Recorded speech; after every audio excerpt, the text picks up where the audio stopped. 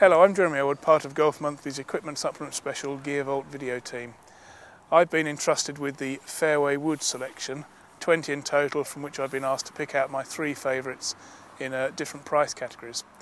Now at the lower end, coming in at well under £100, I've opted for this Ben Ross Velocity. What I particularly liked about this club was the low heel, high toe profile, which worked really well for me at address, and a very simple crown to the club head. There is an alignment mark, but it's quite discreet. This club sent it away on a decent high ball flight, proved easy to hit, and I could actually get it to move a little bit right to left in the air. It was an 18-degree model, so it did have a little bit more loft than some 3-woods, which perhaps isn't a bad thing for a lot of golfers out there.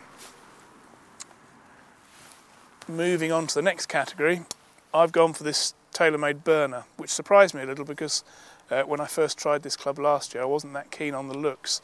There's quite a lot of fancy graphics going on top of the club head crown, and it's quite a long head from front to back, if you like, a deep head. But what I really liked about this was the shallow club face.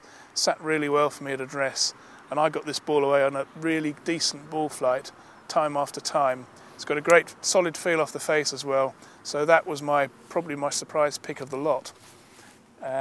If you're going up to the very top of the Fairway wood price scale, then this Nike square model was also a bit of a surprise to me. This one comes in at £190, so it's quite a price, and it is square, which will come as a bit of a shock to some people. But because of this rear power bow, you get this curved effect as well, so actually the squareness is quite understated at address. I felt possibly because it's quite a deep club face I'd struggle with this off the deck, but that didn't prove to be the case. I hit it well off the deck and particularly off the tee.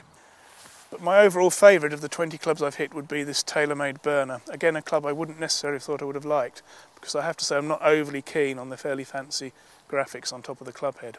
What I really do like though is the relatively shallow face and a feeling that this club really hugs the ground at address. I hit this really well, had a really solid feel off the face, and to be honest I struggled to hit a bad shot with it. So that would be my pick of the bunch. If you want to find out what I thought of all 20 clubs, you'll need to buy the May issue of Golf Monthly magazine out in early April, and all 20 reviews will be there in the equipment supplement. For now, for this week, from a fairly chilly London club, it's goodbye.